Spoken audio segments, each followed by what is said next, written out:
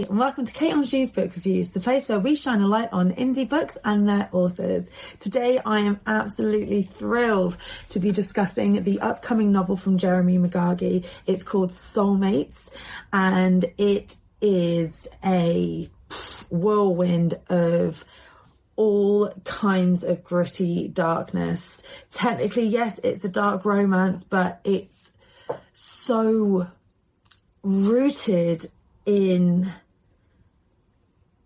things like mental health, our surroundings, nature versus nurture, all of these sorts of things. And it kind of goes beyond what you would expect from a standard sort of dark romance. It's not to put a slight on dark romance novels as a general at all. You know, I love a dark romance, but it's just not what you would normally, it's not got the energy, I think is the best way to describe it. It's not got the energy of what you would normally get from a dark romance. It's a lot more depressing, but like in the best way. So as always, I generally like to start with the characters. For me, having characters that I can get behind, that I root for, that I can either love to hate or hate to love or anything like that, is really pinnacle to me enjoying a story. Now, these two main characters, we have Ambrose and Dandelion.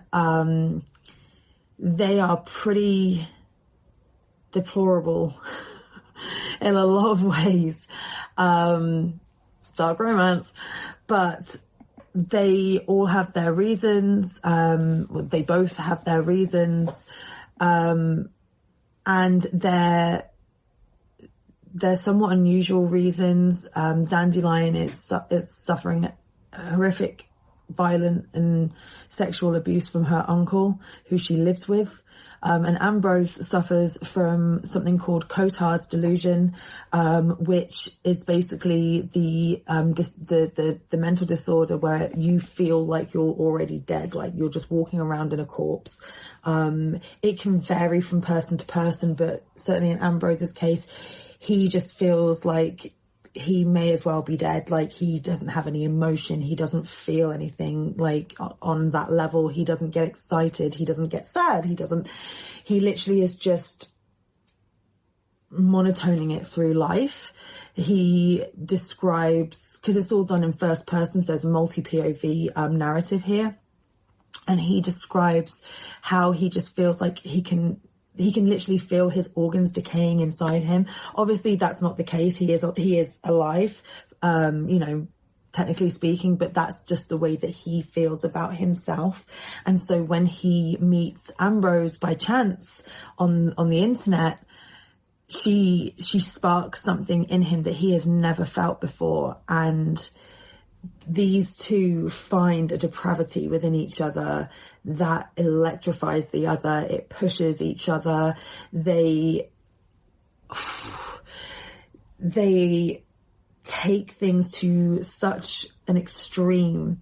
This is more than just a dynamic power play. This is more than just prove my love for you or anything like that. It goes beyond, and it's about survival and escaping a situation and pushing things to such an extreme because you feel such disdain for your existence.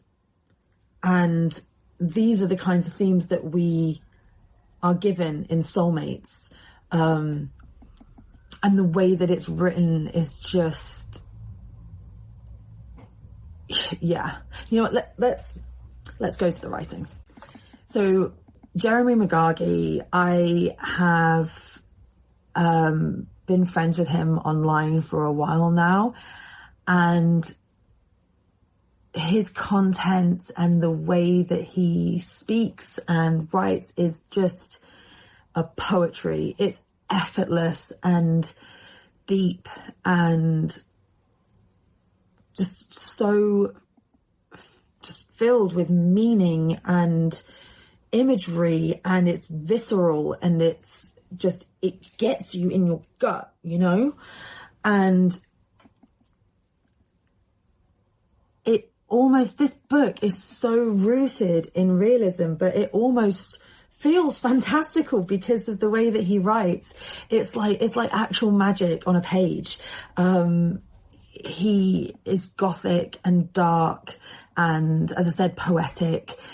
And he uses imagery to really get under our skin and to take things that we would normally find encouraging or comforting and twist it into something deviant and wicked.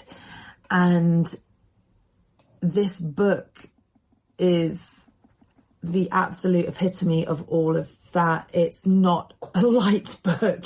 Like a lot of dark romances, I think that's the difference. A lot of dark romances, whilst they deal with really appalling things and the real darker sides to humanity, there's still often a levity with them, whereas this one, it just wrenches on your soul a little bit.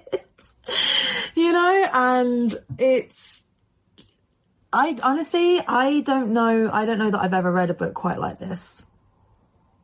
It's something else, I tell you. And he writes what he knows, and I'm not saying that he is like a really dark person or anything, but this is what I mean when I say like he pulls from things that would give you comfort or give you like a sense of security, because those are the things that he loves. And Jeremy is just such a sweetheart. And, so him pulling from the things that he loves and the things that you probably love as well as like a reader of this type of fiction, and then just turning it into something dark so it's no longer comfortable for you, is just such a wickedly just brilliant way of writing. And it really gets under your skin. Like, this book will get under your skin. So yeah, that's what I have to say about Jeremy's writing. Just kiss. So I've already touched on the mental health aspects of this book, but it'd be really remiss of me to not delve into this into more detail, just because it is such a prevalent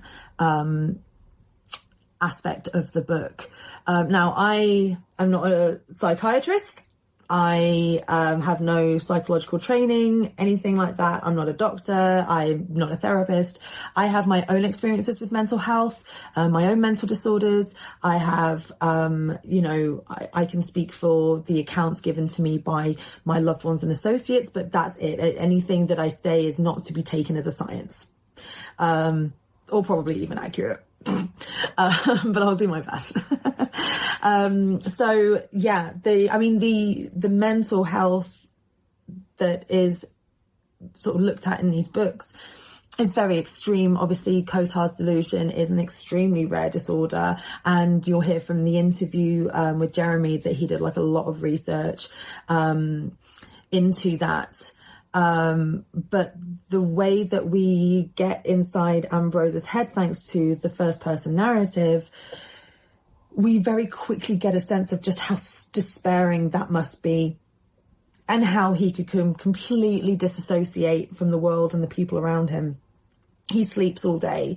His only kind of like connection with the outside world is what he finds on the internet, and it seems to be mostly on the dark web. So, that is not rainbows and sunshine. It is dark and twisted and evil, and that is really his only connection to humanity. And I say that in the loosest terms, because I feel like anything you see on the dark web is not, I mean, I suppose it's all humanity to some respect, but you know what I mean? It's not, it's not going out and having coffee with your friends or like going to watch a game or whatever, it's going to do things to you on a mental level. And then when you add in the fact that he is so dissociated from himself, from others, from the world, that is just a concoction that is bubbling to break free, and come out in ways that is nothing but destructive. And we see this happen in the book. There are some parts of it where, to some people, it may not even be like, it's not gory particularly. It's not,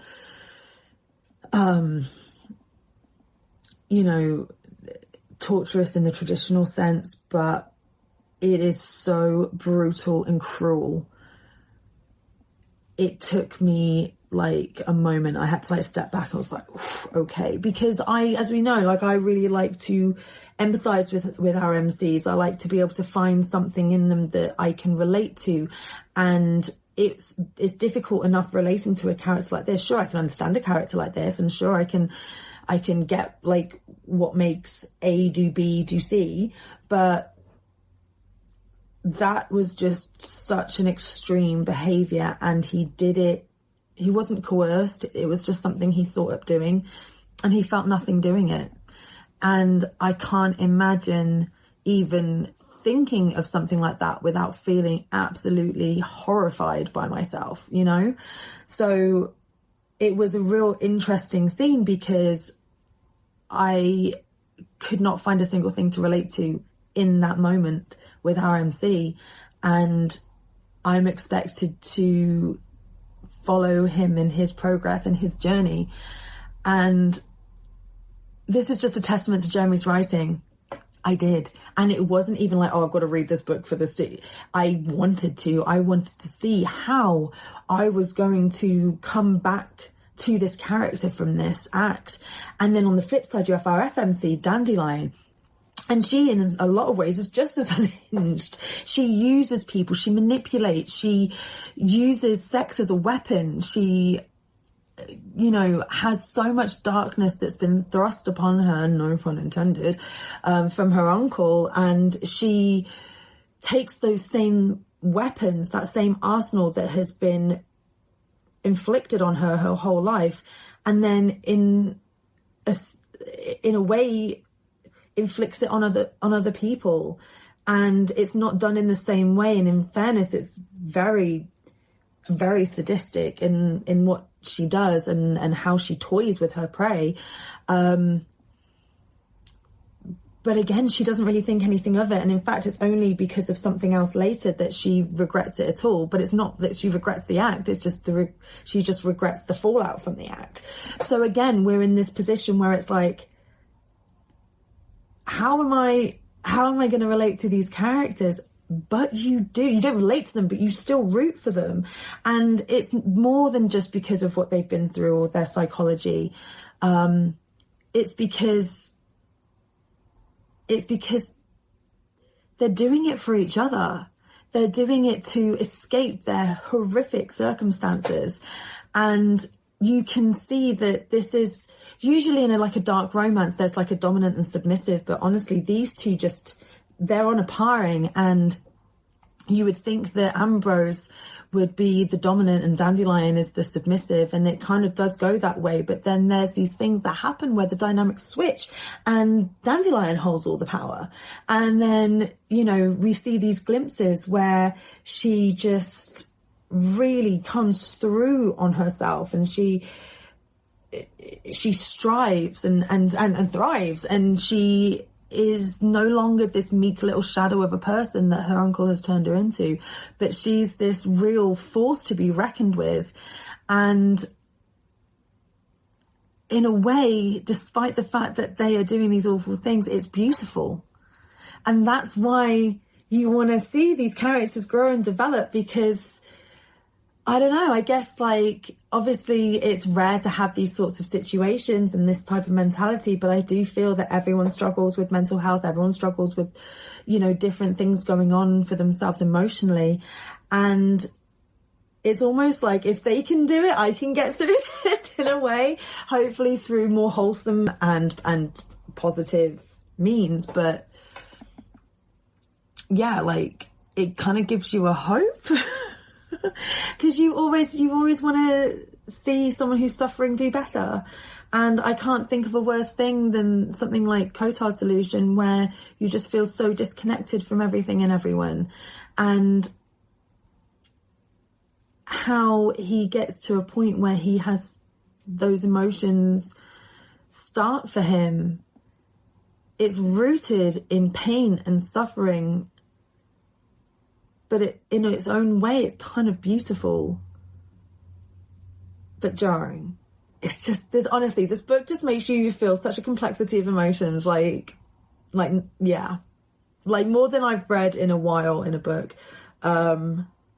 It constantly plays with your moralities, your ethics, and you know, while these two characters are pushing each other's limits, this book is pushing your limits, I swear. Like, again, not new to dark romance or dark books or horror or anything like that. Like, I have read some horrific things, but this book just does it in a way that's rooted in a grittiness. It's not funny. It's not fun. It's not pleasant. It's not an easy read at times. And yet you just still keep going. And a book that can do that, a book that shows me the absolute worst in humans and still makes me root for a character and still makes me want to see this through, that's a damn good book. So, if I could describe the colour of this book, it would be grey. And not because of like morally grey. I just mean because we're from these first person narratives, we see everything through their eyes, right? And especially with Ambrose, he's so disconnected. He's so dissociated. Everything is just blah. Everything is just grey. It's granite, you know? And he lives in like an urban area, and he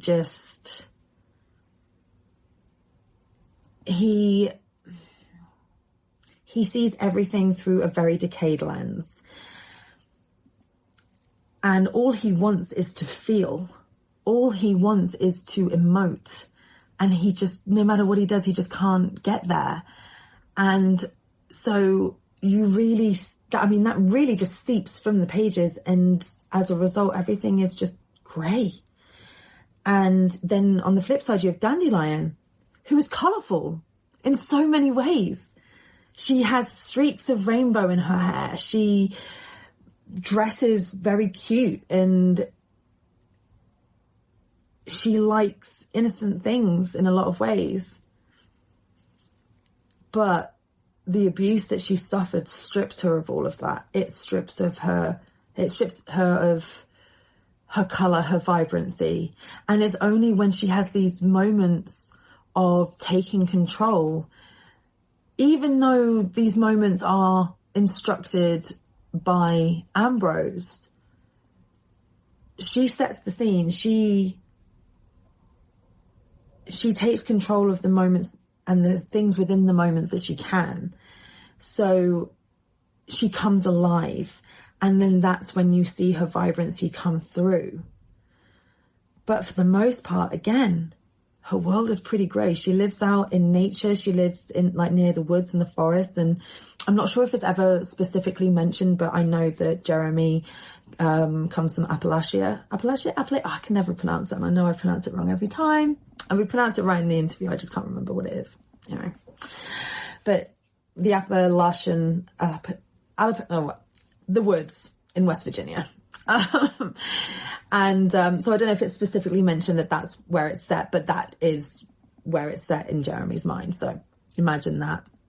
So even though she's surrounded by nature and this unbelievable beauty, the abuse that she suffers strips her of that. And while she feels at home in nature, she does these really deranged things in nature, but she also takes back her power. So it's a very contradictory thing where it's like she takes back her power. She grows confident, but she's using the abuse. She's using what she's learned from the abuse to fuel those things.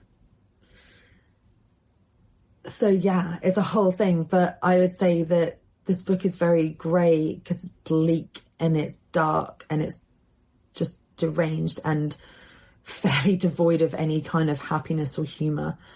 But as I said, in all the best ways. Yeah, I also just want to say that there's a place of sanctuary where Dandelion goes in her mind, and there she's like a mermaid. She's weightless in water where nothing can touch her, and she just floats and is at peace for the most part until the predators from below catch up with her. But it is a place of sanctuary where she switches off and lets her mind just leave her body. And even though the sea is beautiful, and even though we associate the colours of blue and aqua and teal and all these kind of colours, there's still a murkiness there, because not too far below the surface is her attacker. And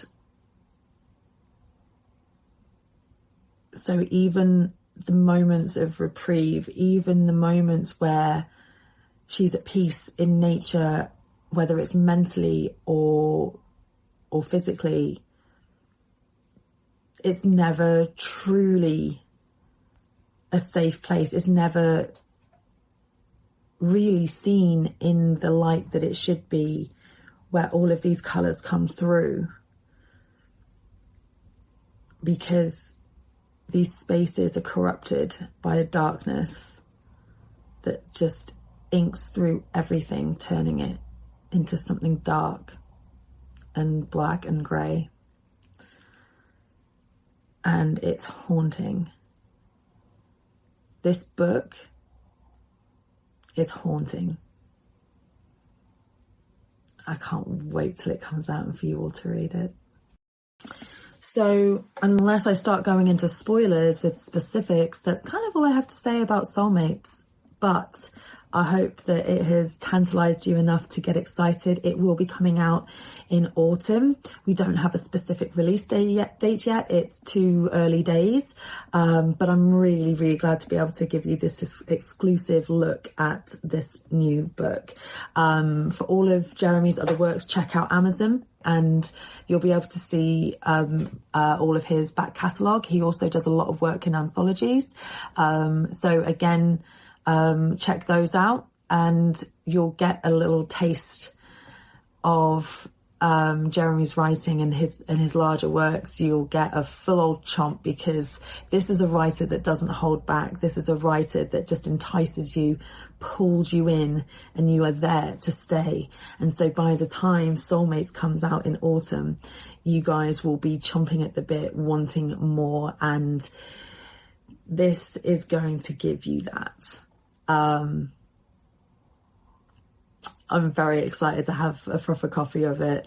And also as well, I've only read the very first edition. I mean, that's how early it is. So, I'm sure there'll be re-edits and additions and deductions over the coming months. So, I am so excited to see what the finished product will be like. And yeah, just see it in its full completion, because this is the first draft and my socks were knocked off. So can't wait to see what else it evolves into. Great things, I'm sure. But yeah, so I hope you enjoyed today's review. If you are listening on podcast, then just keep listening and you'll be able to hear the interview between Jeremy and I.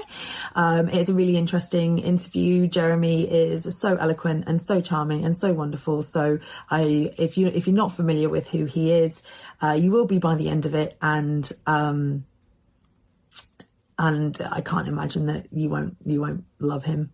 And then if this is YouTube, then just head to my channel, Kate Anjou's Book Reviews, and you'll be able to see the interview there as a separate video. But thank you very much for tuning in today. However you've tuned in, I really do appreciate it, as do the authors that I represent, whilst they are on my show. And yeah, please go check out their works. You can check out my social media, all under Kate Anjou's Book Reviews.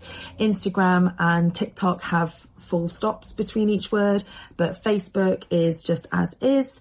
And feel free to DM me if you've got any feedback. Pop me a comment down below. Don't forget to like, subscribe, follow, review, rate, everything that you can. Every little bit helps. It helps to get visibility out there, and visibility with this show is so important because we want these authors to be seen and heard and read, and I can't do that unless people follow and listen and check their stuff out. So anything that you can do to support this channel, I really, really, really appreciate it.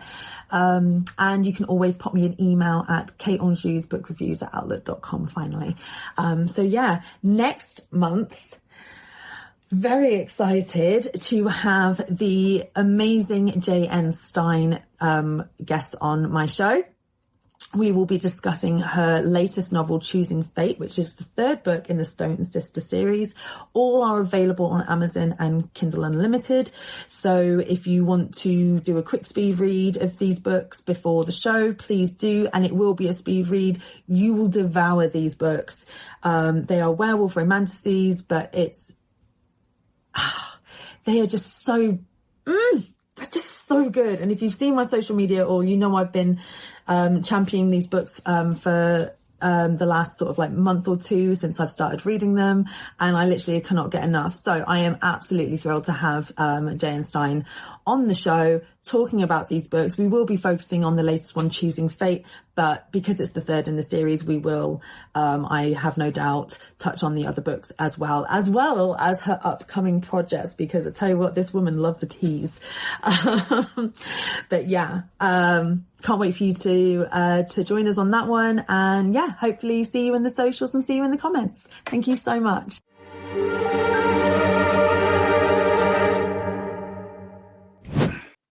Hi, and welcome to Kate Anjou's Book Reviews, the place where we shine a light on indie books and their authors. Today, I have with me the absolutely brilliant, depraved, deranged, unhinged Jeremy Megargee. That is an introduction.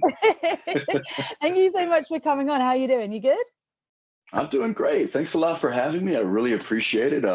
Got my little chaotic, unhinged background for you, so I think we're in the right headspace for this one overall. I was inspired by the background. I'm loving it. I'm looking at all the details.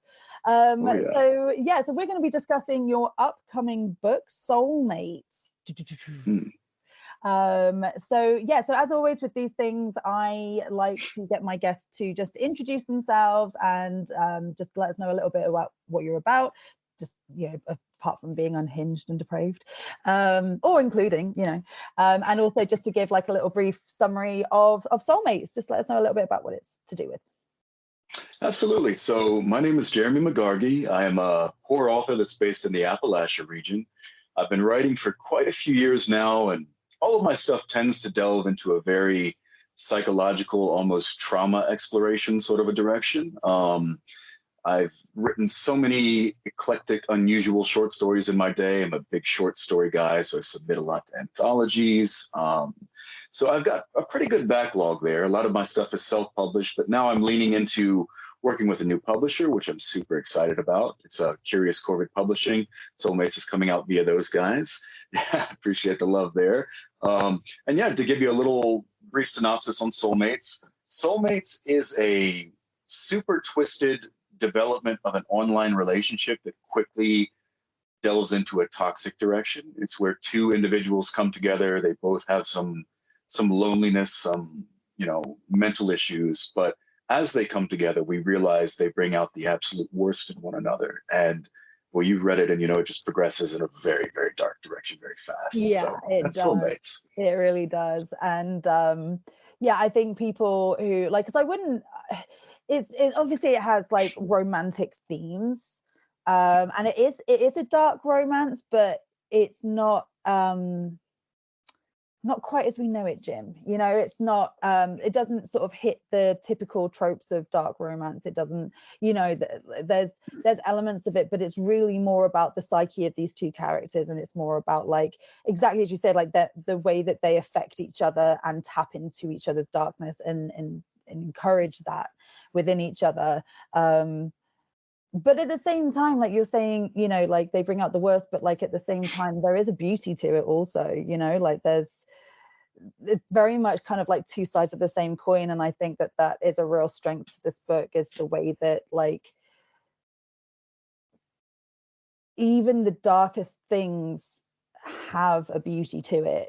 And there are some moments in the book where I'm like, oh Jesus, you know, like but like even the bits where I completely have I can't relate to what would make someone do something like that, and it might not be the thing that you think, but I can still appreciate from a reader's perspective. I can appreciate how these particular characters feel like what they are doing is for sort of the greater good, or for the other person, or you know, whatever. So it's it's a really interesting read in that respect. And yeah, definitely, like if you are a dark romance reader but kind of fancy something a little bit different, I would say that Soulmates is probably a good one to go to for that, because yeah, it's not the normal kind of thing that you get from like other dark romances. And that's not to snub any other dark romance. I'm in love with a good dark romance, but like it gives you a little bit of extra spice, you know? Oh yeah, and I tell you, it's incredibly validating that you saw it in that way, because, you know, as I said, there are elements of just horrible chaos coming between these two finding each other and developing what they develop. But at the same time, there's a level of, you know, romanticism attached to it as well. Yeah. Because it gets to a certain point where, you know, these two are very isolated individuals living in their own little pockets of gloom and doom. They have their personal demons, they have their drama, they have their difficulties in life. And when they do find each other, it's almost like it's basically the creation of, you know, many people in life have experienced this, myself included, a really tight trauma bond where you're like, oh, I've been searching for this individual my entire existence. Now that I've found them, it's like all these feelings are awakening within me. So that was a big part of the process of trying to kind of navigate that relationship between the two characters. And yeah, it was a fun little vibe for me, and just finding a way for them to interact and kind of really bring out so much emotion in one another. So yeah, no, definitely. And so is that something then that, like, you know, you sort of mentioned that that's an experience that you've had in the past? Is there, I mean, I know that like with writing, it's quite common to sort of, you know, bring what you know, and they say, you know, write what you know, but is there quite a lot of sort of your experience and things in this book then? Or is that just wholeheartedly your writing? Yeah, that's actually something you'll find in probably every single one of my books to a degree. And I know as writers, we often say you're going to find patches and pieces of the writer on every single page to a degree there. But a lot of times I will use writing as a purely therapeutic mechanism. Like before I even started actual therapy, that was my method right there. I'm thinking, you know, let me pull this dark gunk out of my chest and slap it down into a book. And then I feel somehow purged, and there's a level of catharsis in play there. Yeah.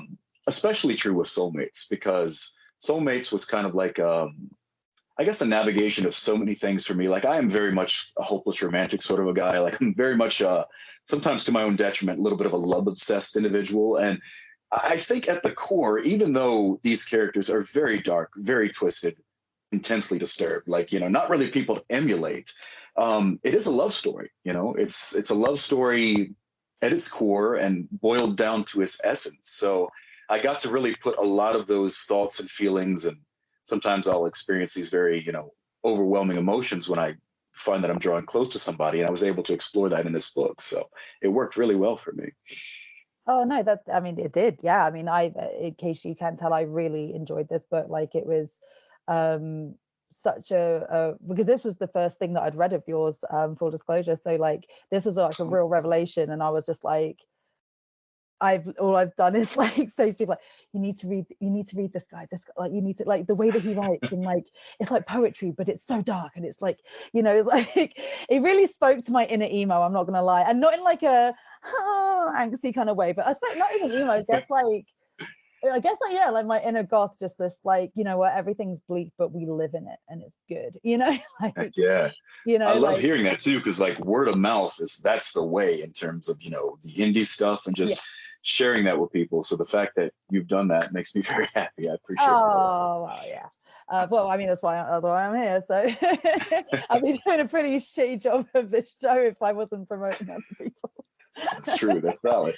But no, I only sort of recommend stuff that I genuinely enjoy, and like yeah, no, for sure. Like I mean, to be honest, I was promoting your stuff anyway, just because we are pals. But now I feel like I'm validated in recommending, like, hey, guess what? It's actually good. You fucking knew, right? Zing, there we go. I love it. Yes, I meant it all the time. No, it's fine. So yeah, like obviously we've talked about how these characters are very dark. They bring out the worst in each other, and that is definitely to like an extreme. But like even before we have them meet, like we have like a little chapter each of their sort of mindset, and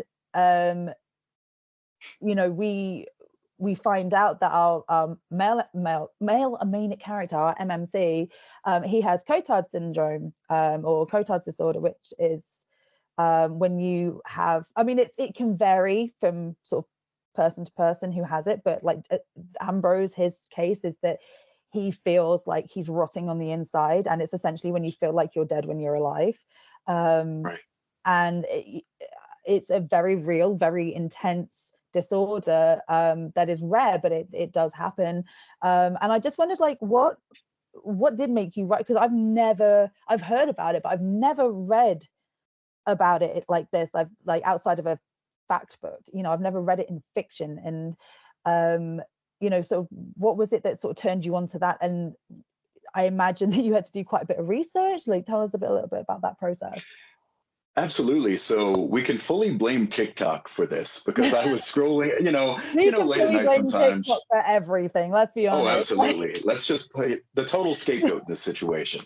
One night I'm just, I'm bored and I'm doom scrolling on TikTok, and I happen to see a video about, I'm talking like old school psychological disorders. We're talking, like Victorian era, way back in the day, right, when mental health as a whole was more so like, medieval torture. And I remember seeing a little clip about Cotard's delusion, or, that whole thing. And I was just curious about it because it gave like minimal details there. So I did that deep dive research rabbit hole that we talked about. And the further down I get, the more fascinated I became, because it just goes deeper and deeper. And you find out all these attributes about a person going through life feeling that they are legitimately dead. Like, it leads to apathy. It leads to deep depression. You don't really have any desire to, chase life, experience things. Ambition sort of just fizzles out completely. And I thought to myself, what would a character like that even be? Like, how could they navigate the world? How could they interact with others? So a big part of Ambrose, I think, and you'll see this in the early chapters when folks read it, there's a lot of nihilism in play there. He kind of just bed rots in his room. He doesn't really experience the world a whole lot. And those are the early introduction phases of what Cotard's delusion can do to a person. And yeah, I just thought it was a terrifying thing. Like, imagine going through life thinking that you are rotting, that you are dead, that you are essentially just a corpse with absolutely no legitimate life flaming within you. So that would suck. Yeah, it would suck, wouldn't it? And yeah, no, it's sort of, because I obviously, like, I'd known a little bit about it, and then when I was reading, I was just like, okay, I need to like look at this up a little bit more. And I didn't do like a massive deep dive because honestly I just didn't have time. But like I feel like it's definitely the sort of thing, like, if I was going to have like that time to just sort of deep dive, it would just be this endless sort of YouTube and Wikipedia and Reddit sort of thing that you just kind of rabbit hole that you go down. And yeah, it's just utterly fascinating, but at the same time, just like, it's terrifying. Like, as a concept, it's so terrifying, especially as like someone like myself, for example, who does get a lot from life and is like a pretty vivacious person. Like, to feel nothing, to get excited about nothing, like, the only time that I can ever kind of attest that to, and this is not even remotely the same, but like, I remember, so okay, all right, a little bit about me. I have ADHD, hands up, who's surprised? And No one? Oh, no one. Oh, okay. And with that comes emotional dysregulation. So I am not medicated for the ADHD, but I am medicated for my emotional dysregulation. And when I was trying to work out, so I'm on citalopram, which essentially just kind of just knocks that edge off, kind of thing. But while I was working out my amount, what's the of your the amount that you have, that's like a technical term, dosage. Yeah. And this is why you're the writer. Yeah, when we're working out the dosage, I went on about twice as much that I am on now, and I just felt nothing. Like, I didn't get stressed or overly depressed, but I also didn't get excited. I didn't get I didn't care about seeing friends. I didn't get excited for recording. I didn't, all of these things, and I was just nothing. And that was so terrifying to me. And that was for a couple of weeks on a very basic level. Like, I cannot imagine what it must be like to live that times 1,000,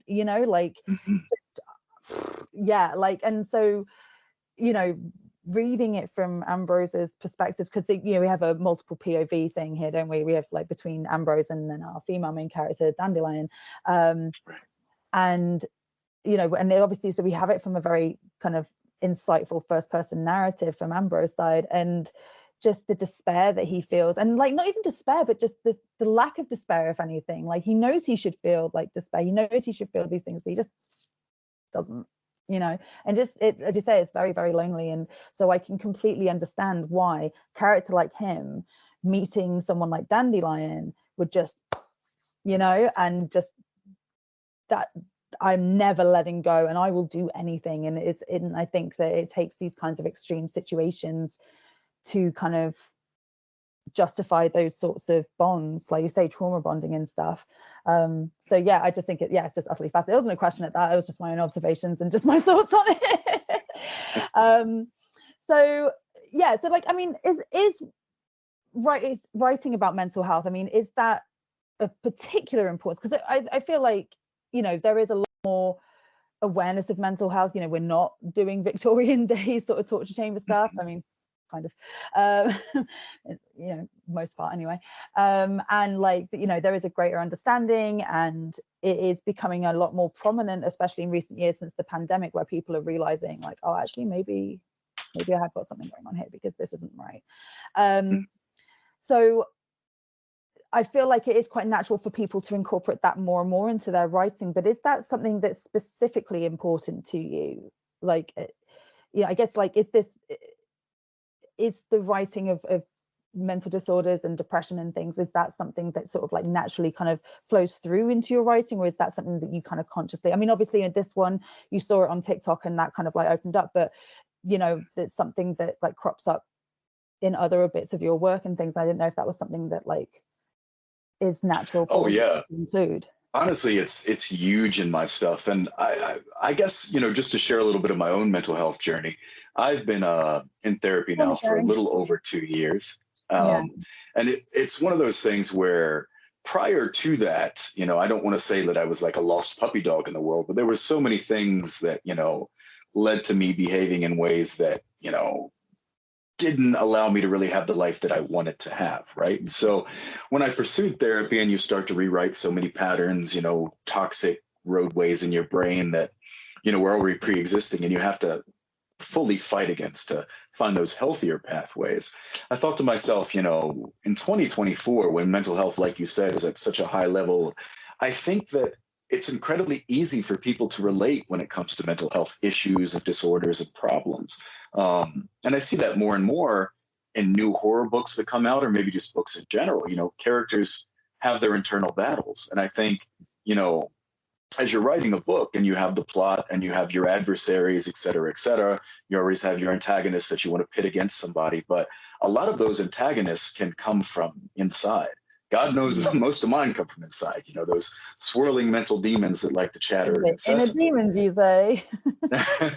yeah, we all have them.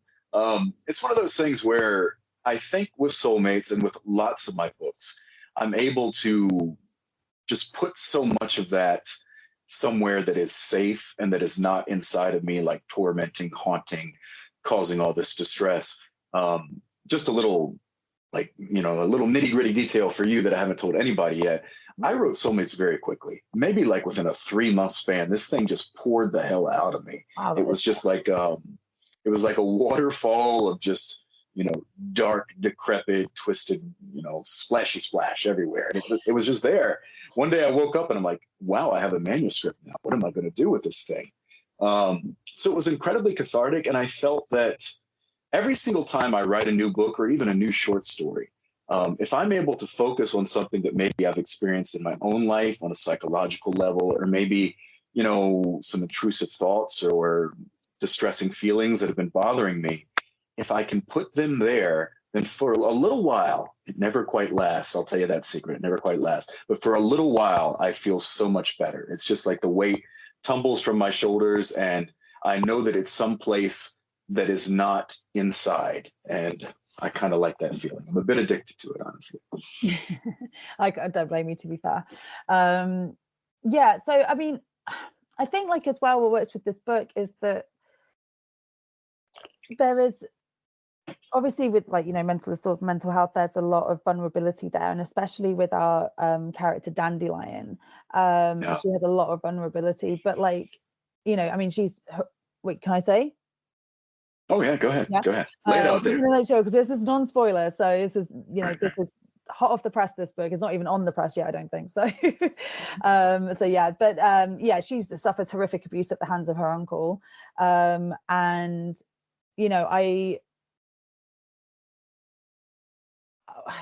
lot of times in darker genres, not just even of books, of film, lots of things, we have women being abused, especially like sexually and things, and it's one of those things where, not that I would ever be jaded by women's abuse, whether it's fictitious or not, but sometimes like it can be written in a way where that's all the character is, you know, like she's just a product of her trauma. She's just like, you know, she's only got her strength once she's been abused, you know, that kind of thing.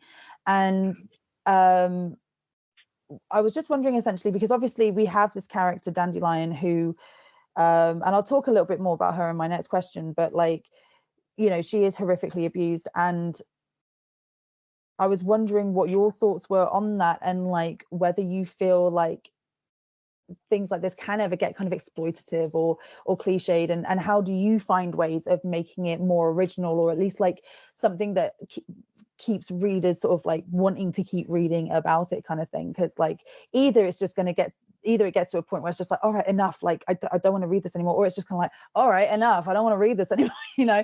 Right. You know, so but like I never felt that when I was reading this book, and I was just wondering, like, yeah, like what your thoughts were on those things, and how you personally keep it fresh. Fresh is good. No, that's a wonderful question, and that opens up so many different like alleyways in my brain. I think the proper way of doing it, and it's something I try to convey with any character that's dealt with, you know, heavy abuse or traumatic situations in their past, you have to develop layers of complexity. Like you said, that can't be the whole, you know, kit and caboodle there. There has to be some deeper level to the character, and I like to also maybe tie it into, I guess, behavior-based decisions, like maybe certain things that this character has experienced are leading them to behave a certain way. Because I mean, that's something we see often, even in like, you know, therapy sessions and such. We're unpeeling the layers. We're trying to get down to the baseline of who a human being is. And sometimes a human being has to navigate life while also having a lot of, you know, lingering darkness in their past that they may not even share. Like some people will never even know what's lurking in some of these shadows inside of a person. So I think, you know, the thing about Soulmates in general, and since you brought that up, there is a lot of abusive elements coming into play in Soulmates. Like at certain points, they almost develop a mutually abusive relationship where they're just pushing each other to do this or do that. And I think the reason that happens in Soulmates is because that's almost all that these two characters know to a degree. They're operating from the standpoint of this is how I was raised, or this is what I experienced, or this is what, that doesn't necessarily define me, but it's a big part of my life. I think with Dandelion and also Ambrose, I just wanted to find ways for them to, I guess, relate to one another. And somehow that does come into play. But I think in fiction as a whole, it has to be done correctly. You don't want to just lay that on so thick that it completely, destroys the reader experience. And I hope that I didn't do that in Soulmates. I think I tried to find a happy medium with it as it reaches kind of that crescendo at the end. But that is a really good question for sure. I keep hearing like a little popping, like little crackling. Can you hear anything on your end? No, I don't hear anything. I don't know if it's my earphones or not. That I did for another show, it was such a fucking nightmare because it wasn't as bad as anyone. This isn't anywhere near as bad as that one. That was like to the point I had to put a fucking disclaimer at the beginning of the episode. Oh God, it was a nightmare. But you can't hear anything. Let's see. No, I'm not hearing anything right now. No. I don't know if it might be my earbuds or I'm not too sure. Possibly. I don't know. Are you hearing it right now? No, I didn't know. Like when you're moving, are you tapping anything? Oh, it might be my chair. But let me try and stay a little bit more still because I bet it's like the wheels on my chair kind of shimmying around a little bit. It just sounds like a static pop, and I'm worried that it's going to pick up on the recording. Oh, I hope not. It's not too bad. It's just like, it's just I'd obviously rather not have that because you can't edit it out. Unfortunately, it's like just my turn. Boy, have I tried. But like, okay. No, it seems to be fine now. So I don't know. Like, stay still. I'm gonna be still zone here. No, it's like I've got ADHD as if I can like. Okay, right. Okay, I'll put thing. Do I? No, I've got a stick actually. Do I want to ask you that first, or?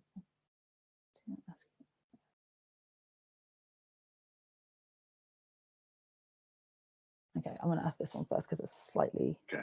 Well, they're both pretty heavy questions. It's a heavy book, so right. So there is as I said, like there's a great deal of vulnerability, especially with like Dandelion. So she's in a very vulnerable circumstance. She's isolated with her uncle who just subjects her to these horrific things. But it's not just our main characters. We have these other little characters that pop up, and the flip of this is, I suppose, is that we see our main characters take advantage of these either vulnerable or certainly innocent people. One of them is genuinely considered a vulnerable person. And I'm not going to say sort of like what happens or anything, but did it ever sort of, because I know that this does happen, there's like a cycle of abuse, the abused become the abusers kind of thing, especially if like you have a weaker state of mind, which, these people can't help but have just because of the nature of what they experience. But like, do you ever wonder, because I mean, again, with dark romance readers are not like short of their main characters doing appalling things. That's kind of the point. But like, there's usually, for the most part, there's usually some sort of like caveat that kind of makes it okay within those like extremes kind of thing. Like, oh, like we're going to murder this person, but they're abusive, so it's okay. Like, and so that, whereas here it's like, no, these people actually have done nothing wrong. And one, in fact, is someone who is like a very vulnerable person, and they completely take advantage and use them for their own gain, and not even for their own gain, but for each other's gain. And and it's like, is that ever like, did it ever kind of concern you that you might lose your readers, or like they might just disassociate so much from their main characters they're just like, no, that's it? Like, does that ever like occur to you, or was that ever in the back of your mind when writing those scenes? I think at certain points, it's one of those things where I didn't want to be too insanely over the top with it, but at the same time, I wanted to feel that I was being authentic with these two characters because, even though they both have a lot of vulnerability, they both have quite a bit of, complexity and I guess you would say brokenness in their separate paths. at their core, they can also be pretty deplorable at certain times. And like we talked about, they really bring that out in each other. And as it rises and rises, they cross more and more lines. So I'm hoping that readers will see it from the perspective of, there's something about these two that is pretty horrendous and atrocious. And just, especially with Ambrose, in that particular scene you're talking about, with Ambrose and Cotard's delusion as a whole, I wanted to play with the idea of just morality not even existing in Ambrose. He's almost like an empty vessel. He is a void within a void. And Dandelion can be incredibly manipulative sometimes too. So she almost, digs into his brain a bit and kind of, allows him to be like, hey, explore this, even though it's the worst possible thing to explore. So I think to a degree, I love any story that starts out in a way where a protagonist, I guess you would say dual protagonists here, you're not quite sure what to think about them or what their path might be. Like, I'll just throw out, like, I guess Breaking Bad as an example, right? When we first meet Walter White, you've got this kind, sympathetic, chemistry teacher. Then by the end of the show, I get spoilers for anybody who hasn't seen Breaking Bad,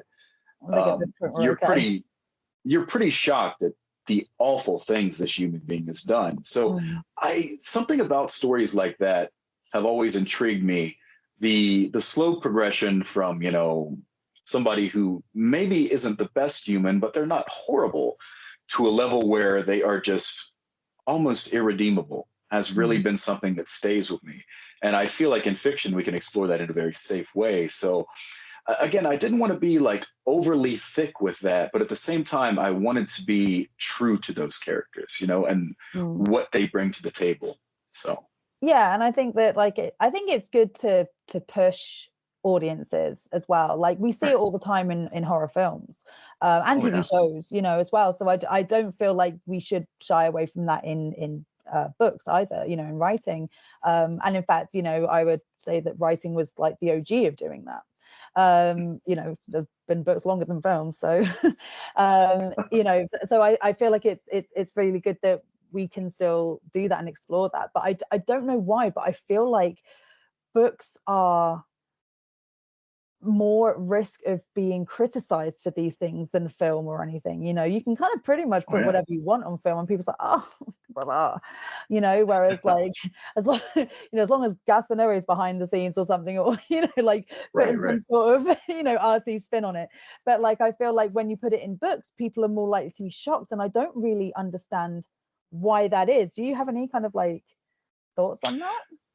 Well, that's a good question. I think in this day and age, that's the reason I think trigger warnings are so important in books now, because I feel that, again, as we delve into so many different genres and subgenres, like I just got back from a big event that I do every year called AuthorCon, and it's so varied. There's so many different horror writers who write specific little niches and things like that. And something that's very popular right now, and, I guess popular, but also is getting explored on a deeper level, is extreme horror and splatterpunk, which basically those genres are completely just, off the rails with the violence, the disturbing content, the shocking stuff. And for me, I can vibe with a lot of that too, but I want there to be some level of, deep, intriguing story appeal to go along with the gore and the violence. It has to attach to, characters that, to some level, you at least care about what is happening to them. So I think to a degree there, I kind of maybe borrowed some extreme horror elements, but at the same time, I wanted to really get as deeply into a very disturbed headspace as I possibly could with both of these characters, because that's something I do a lot in my work. If you go back to like some of my short story collections, I'll tap into just the complete pariahs of society, people that maybe you wouldn't even want to associate with very often out in the world or in society as a whole, because something about them there's a fascination there. Now, there's nothing there you want to emulate or look up to, but there's still a fascination. That's why I think, Netflix is always booming with the true crime stuff, because people are very interested in that. Night, don't even get me started. I've always been fascinated by serial killers. Like I remember being 15 and researching Myra Hindley and Ian Brady, which I'm sure you know who they are, but if you don't know who they are, look them up, because I sure as hell I'm not gonna put any more light on them. But but yeah, like 15 up in my parents' room, because this was before like I had like laptops and phones, things. Sure. So I was on my mum's PC, proper a box with a separate keyboard and everything, like, and not a cool one like a gamer, like a proper like one you'd have at school kind of shit, and just being like British serial killers and stuff like that, and like the most fucked up shit, listening to like fucking Queens of the Stone Age and System of a Down and shit, just thinking I'm like the coolest, you know. I'm just It's like, such a rabbit hole, you know. You just tumble down, and it's like you have trouble finding yourself sometimes after you climb your way back out of that rabbit hole. Yeah, definitely. But I think it's something that everyone has we're all like, I mean, I feel like everyone, doesn't matter how fucking Marsha Brady you want to be on the outside, like everyone has a darkness that they, if they wanted to, or if the circumstances were the right circumstances, could easily tap into. Like, I know I have a lot of darkness in me, and I'm usually a very kind of sunny disposition person, but also like there are certain situations where I'm just like, don't fucking push me. Like, you know, like usually when it comes to my loved ones, I get very kind of mama bear, but like yeah, like that, I think that is why horror movies, true crime documentaries, stuff like that, like horror books, splatterpunk, all that kind of thing is appealing, because it, as you say, it allows us to tap into that darker side of ourselves, but in a safe environment where we're not going to jail for it, which is always and that's the key right there. That's the key. I mean, either that or just don't get caught, you know. Yeah, you know. But no, it's interesting what you say, because I'm exactly the same when it comes to anything extreme. I'm like, all right, okay, cool, we've got this extreme, whatever's going on, but if it's just for the sake of it, and if it's just purely exploitative, then it doesn't interest me at all. Like there's someone on the Facebook page of this show who has started getting into splatterpunk and things, and they actually had a DNF because it was just like, there's no point to this. This is just shocking for the sake of shocking. And it got to a point where it just crossed a line for him. And he was just like, no. And he is a gore hound. He is a horror freak. You know, he is like, he's another horror movie. I have a horror movie podcast, and he's also a horror movie podcaster. Oh yeah.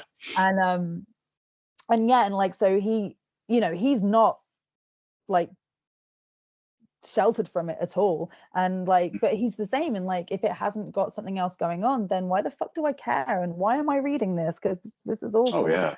And I think that what, you know, bring back Soulmates, I think what this book does so well is that even though these characters like are deplorable sometimes, like there's still that fascination that we lock into, and they are still people who weirdly we still root for. Like I still rooted for them when I was, you know, like, and it gets to like the kind of climax scenes and everything, I was just like, come on, you know, and all this, you know, it's and I don't know why. I guess this just comes down to your good writing, is all I can say. But yeah, and I feel like as well, you know, they, as you say, they push each other's limits. I mean, Jesus Christ, this is like, you know, kink power play to the extreme. Oh, you're 100% right about that. Yeah. Right. But what's interesting though is that neither of them, I would say, are the more dominant. I feel like they both hold their own, and there's not even like a switch dynamic. I would say, like, it's not like, I would just say that they're literally like even playing fields of depravity and like power. They work in different ways, sure, but like, you know, and there are occasions where like one of them might like want the other's approval or want the other's forgiveness or want the, you know, but it's never to a point where that the other one is like dominant, if that makes sense. It's just like they've reacted to something in a way the other one wasn't expecting, and, you know, and they're not happy with that reaction and they feel kind of a way about it. You know, but it's not done like I'm gonna punish you, or I'm gonna, you know, do any of those things. And I feel like with Dandelion, like, even though you could consider her being like one of the more meeker character out of the two, like she really holds her own. And, you know, and I feel like if it weren't for years of systematic abuse just sort of wearing her down, I feel like actually she would probably be a total fucking powerhouse in every sense of the word. I feel like she's been worn down, but there are glimmers of her true nature. And she definitely, you know, even when things like holding her own with Ambrose, she dyes her hair rebellious colors. There are things that she gets off on when it comes to like her creativity, when it comes to challenging Ambrose. Again, I'm not going to say, but there are some pretty hairy moments.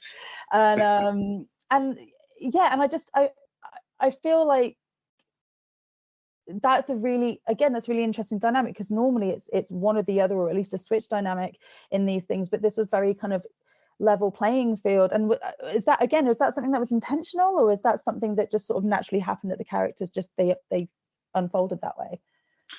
Well, I love that you say that. And to be fully honest with you, I didn't intend for that to happen. I just kind of, as I rolled with it a little bit, I noticed they were just finding their own voices, and specifically how they interacted with one another. This is the way I'll equate it, though, the way that it came out for me.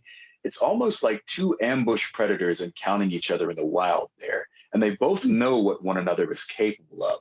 So it develops this very twisted sense of balance between the two. Like, they are both fully aware of the capabilities of one another, and I think they respect and admire those capabilities. Like they kind of hype each other up throughout the entire book.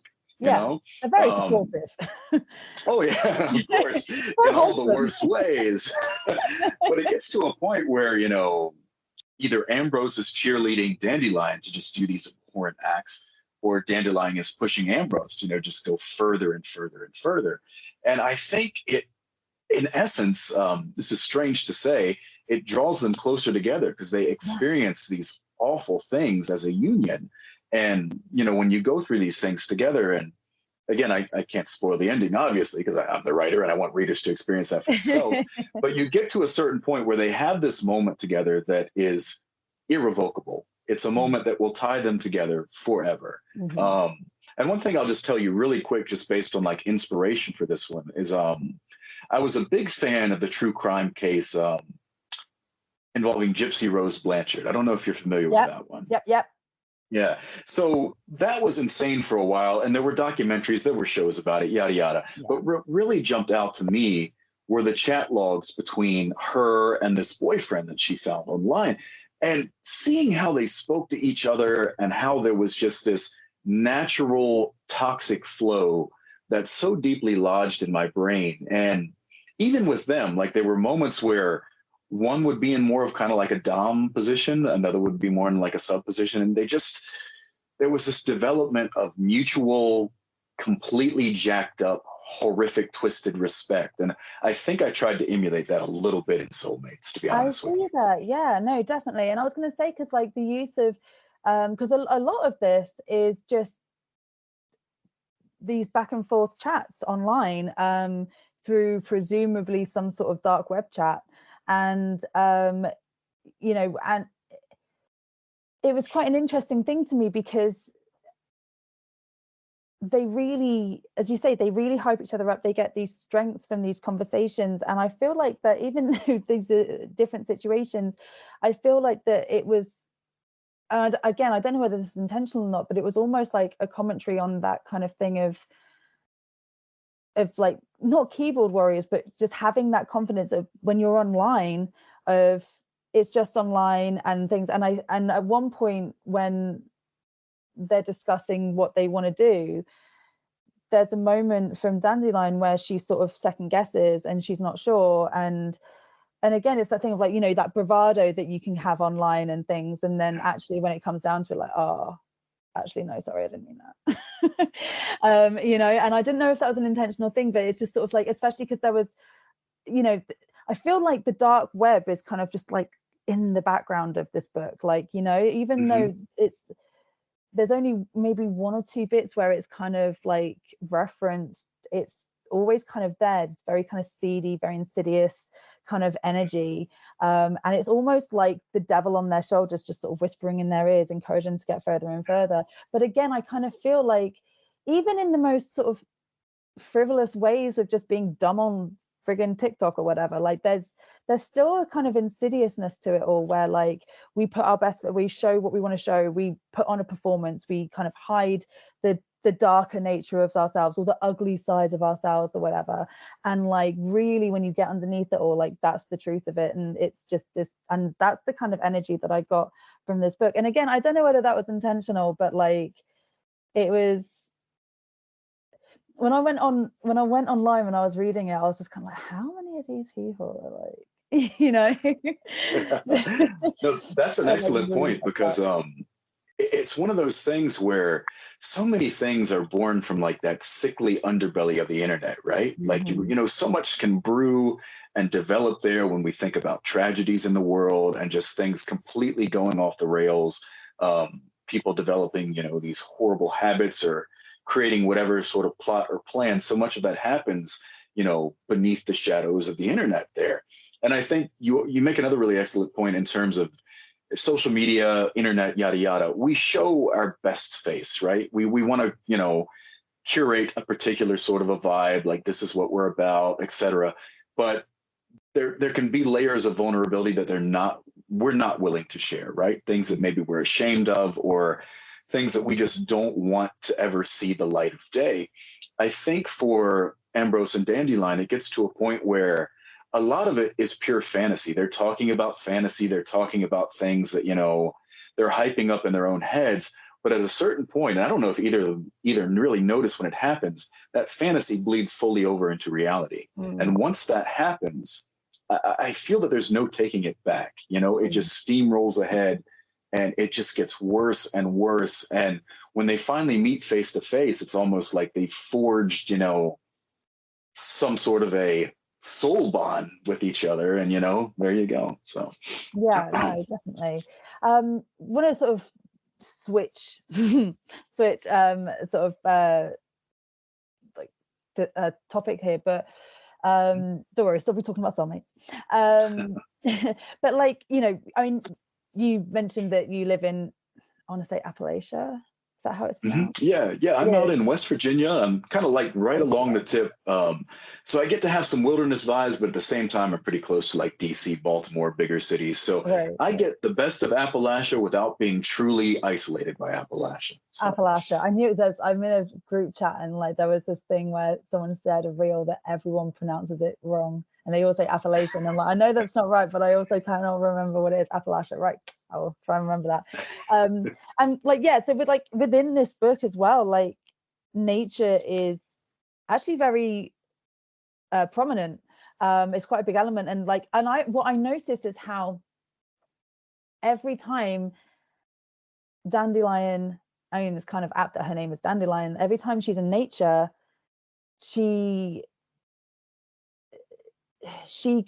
that's where she feels most confident, you know, like when she's, you know, surrounded in dirt, when she's in the forest, when she's I mean, to be honest, it probably could just be whenever she's out of the fucking house, which would make sense. But like, it's, you know, it's obviously like, and I mean, Jesus Christ, anyone who follows you on social media will know how important nature is to you and like how much you get from that. And, you know, you and I definitely very much vibe on that same thing. And, you know, like because, you know, you've mentioned that you talk a lot about Appalachia in your books and writing, like how, what is that process then of like incorporating that into your work? Like, is that something that you consciously do? Is that something that like, again, it's like write what you know, and that, right, okay, well, I want to write a scenery, well, I know what this is like and I know how to describe this, so this will naturally come in. Like, what is your process? Well, I mean, to be totally honest with you on that, Kate, and I don't think this will come across as a little secret, but we'll pretend that it is. I think that bleeds through me into my characters, particularly Dandelion in this instance. If I'm in like a wilderness setting, if I'm just hiking through the woods or I'm just, you know, out and about in nature, I feel fully confident. I feel fully in control. I'm like, this is my place. This is where I belong. This is my vibe. Now, you put me in the middle of a room of human beings, like a big social setting, maybe some of that starts to dissipate a little bit, to be honest with you, because I kind of grew up that way out here in Appalachia, kind of a little bit of a solitary existence. Your imagination really builds and, you know, I think develops to the degree where you don't go through a lot of your life feeling those terrible pangs of loneliness because you're kind of content just being in the wilderness or experiencing the wild. Like even today, if I'm, you know, climbing to the top of a mountain, I'm very happy. You know, that's what brings out happiness in me. But I always struggle a little bit in the larger social situation. So I think for Dandelion there's a particularly spicy scene that I think you might have referenced there in terms of her finding her confidence and just feeling fully her in that environment. And from the very moment that scene starts, the moment that it ends, Dandelion is in control. I mean, she's literally, you know, orchestrating every single detail of that interaction. And again, I think maybe that's me bleeding through, where here in Appalachia, we are a very isolated region. And like I told you, I'm lucky to be in a part where I still has access to cities and things like that. But if you go deeper into the heart of Appalachia, I'm talking like the coal country portions of the state, there's so much rural decay. There's you know, folks that are very much in their little pocket dimension. And I don't know, I think you know, you can't really take the Appalachian out of me. It's always going to be there. Even if I were to relocate at some point in the future, Appalachia it's in my soul, you know. So it comes out in my characters. Oh, nice. No, definitely. I mean, I definitely see that in this book. And as I say, like, I mean, I only know you through sort of social media, so, you know, and what you put out there. And I mean, to be fair, like talking about, like, you know, put our best foot forward and stuff, I feel like you are very genuine on social media. Like I definitely get like a vibe of who you are, and that whole like nature, forests, you know, getting down in the dirt, like that is very you. And yeah, it's why I was just wondering, because it is like a very prominent sort of theme in this book. So yeah. So there's one thing I want to ask you about, and I've been wanting to ask you. I was like, right, I'm going to ask you in the interview. Because if I wasn't doing this interview and I was just reading your book, I'd have just popped you a DM and be like, right, bro, answer me this. So Soulmates, as we've pretty much established, it's not a fantasy. It's like a gritty, dark romance. You know, if we're going to call it like a romance, it's very gritty. And despite that, there's one scene that almost reads like something out of a Stephen King book. Okay. And I'm not going to talk about it too much because, again, I don't want to go on spoilers, but like Ambrose, essentially, he meets the kind of what he reminded me was like, you know, a harbinger, and not necessarily of death, but he's pretty ominous. And the way he's described is something otherworldly is all I'll say. Right. And there's this sort of like indication that maybe he was imagined, but I kind of don't feel like he was. And again, I don't want to spoil anything. I don't want you to spoil anything either. And I have a theory, but that's going to remain mine and yours, you know, out off air, because I kind of want to see if I'm right, just for my own ego. But I wondered what made you put this scene that has kind of a supernatural element in what is otherwise quite a grounded novel. Like, that is a really good question. And honestly, I don't know if I'm such a pantser when it comes to writing, to be honest with you. I barely ever create any sort of a firm structure. I kind of I wing it as I go. And I always have some sort of a skeletal plot in mind, but emphasis on skeletal. It is just like very minimal, right? So I got to that scene, and yeah, I know the exact one you're talking about. I think Ambrose is at a point then where he is intensely vulnerable because he's traveling in a way that he has never traveled before to meet somebody that he has never met before. And self-doubt really starts to manifest in his mind. And we're at a point in the story there, and this isn't really a spoiler, so I'll kind of throw this out there. Ambrose changes a lot as the book continues. You know, he starts out as this very apathetic, empty vessel of a man. But through Dandelion, he starts to feel things a little bit more. He starts to, you know, have these emotional awakenings that become more and more intense and powerful. And I think I was trying to lean him more and more in a human direction the further along I went. Because when we meet Ambrose, it's like alien terrain, right? There's not a whole lot to relate to there. It's just, there's obviously the disorder, but there's just so much that's barren when it comes to Ambrose. So I wanted to kind of create some sort of a psychological element there where there's something that he's seeing about himself that maybe he's never had the opportunity to confront before. Now, will I confirm or deny if that is a real entity? Well, you know, maybe when we go off air, but I don't have to go right now. Yeah. Okay, cool. All right, cool. Yeah, I just really wanted to ask you about that because I was just like, that's quite a... I love that question. Yeah. But yeah, it definitely, I could see a Stephen King influence in it. There was definitely like a Stephen King vibe. And that's not like a critic. That was, as a big Stephen King fan, yeah. It made me happy. Okay, cool. Right. So we're getting to the end, but I ask everyone this. If you could describe your book in 3 words, what would they be? Toxic, traumatic, love. We'll put love in there too. So Oh, you'll get the romance in. You'll I gotta end it with love, very important, pivotal thing in Soulmates. So yes, definitely. Well, yeah, I mean, thank you so much for coming on, Jeremy. This has been an absolute blast. That is all my questions. I just wanted to say, if you have anything that you want to pimp, let us know when Soulmates will be available, if there is a release date, or kind of when there might be, because it is very, very early days. And yeah, like pimp your other stuff and where to find you on social media. Just go nuts. The floor is yours. yeah. Well, thanks so much, Kate. I enjoyed the hell out of this. We totally vibed. In terms of a release date for Soulmates, we don't have anything firm yet, but it's looking like the fall right now. So I'll keep everybody updated. Just follow my Instagram at xbadmoonrising, all in lowercase. And in addition to Soulmates, I also have another novella releasing to the same publisher, probably sometime a little bit later this year too, called Crown of Carrion, which is a different story. It's about this rogue werewolf that's excommunicated from a peaceful pack in the Appalachians, and a very different story. So if you want a little bit of a palate cleanser after Soulmates, maybe you can turn to Crown of Carrion. But I guess I'll end it just by saying that I'm very excited to have new stuff coming out, because I have a lot of older stuff back there. I've got a little bit of a backlog bibliography, but it's exciting and fun to have new books coming out to the world. So thank you for this platform to talk about them. I appreciate it. You're so welcome. Yeah, I can't wait to get my hands on this book properly, and I am so excited to see what other stuff you come up with Curious Corvid, the publishing house. And yeah, I'm definitely. What was the other book called that you've got coming out? Crown of Carrion. And like I said, that's kind of well, you know me, I'm the werewolf guy. I feel like that I put that out into the world. Look at your handle, Bad Moon Rising. Yeah, exactly.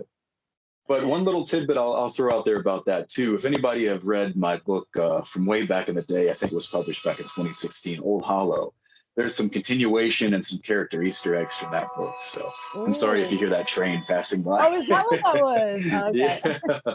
God, that's so there's tracks pretty close to my apartment here. I have a train going by. That's very on brand for you, I feel. Very Appalachian. Very Appalachian. Yeah. But yeah, we love a good werewolf story. So cool. Well, yeah, I mean, everyone go check the book out. I mean, you can find Jeremy's existing work on Amazon and anywhere else. Yeah, Amazon and throughout multiple different platforms there, but just click the link on my bio and it'll take you off to Jeremy Land. Yeah, and give Jeremy a follow. Honestly, his content is great. His stories I live for. Anytime you pop up my stories, I'm like, ooh, because the memes and reels and shit are just fucking yeah. Right. So yeah, if any of this is kind of your vibe, definitely give Jeremy a follow, because it's great social media content. And then also, you have access to all his links and all his books. And the way that Jeremy writes is absolutely stunning. It's so beautiful. It's like poetry, but in full sentences. So that's it's a real joy to read. And I feel like you need that kind of that poetry when you deal with such horrific things. It kind of helps digest it, a spoonful of sugar and whatnot. But yeah, it's a really good book. Soulmates is absolutely fantastic. I really enjoyed it from start to finish. I literally just couldn't fucking devour it fast enough. So yeah, thank you so much for coming on and discussing it. Where you can find me, if you want to, is obviously wherever you're listening. If you're listening to the podcast version of this, then there. So that includes Spotify, Google, Apple, Podbean, Podbay. There's some other ones. I don't know. Go to my social media and click on my link tree as well, because it's all there. You can also watch this interview if you haven't already, and that is on YouTube. Just look up Kate Anjou's book reviews and you'll find me. You can pretty much find me anywhere under that name on Facebook, Instagram, and TikTok. Instagram and TikTok have little full stops between the words because, well, they're just a nightmare, those platforms, honestly. They certainly can be. You're right about that. Oh my god! They can push the old button sometimes. Setting this whole thing up was just such a headache, but never mind, it's fine. We're here now. And if you want to email me, you can email me at kateonjewsbookreviews@outlook.com. Please like, subscribe, follow, rate, review, all of it. It all helps. And by helping me, you help these wonderful authors get their word out there and get their books out there. So don't think of it as helping me. Think of it as helping the indie community, because that is essentially what we do here. So yeah, thank you very much. But yeah, next time have I got a guest, May? I'm pretty sure I do. Yes, I do. I have a guest for May. I've been like jumbling stuff all about. But yeah, I will be having J.N. Stein on. She is a romantasy author, and the books that we're going to be talking about are werewolf romantasy, so right up your alley, Jeremy. Yeah, I'm excited already. Yeah, you'll have seen like little promos and little kind of mini reviews of these books, but I've cultivated a really lovely friendship with her, so didn't take much to convince her to come on, really, honestly. You're very convincing in that way. I bribed her. No, I did not. I don't have that money. Don't think that I'm going to be paying you to come on this show, because I will not. I am broke.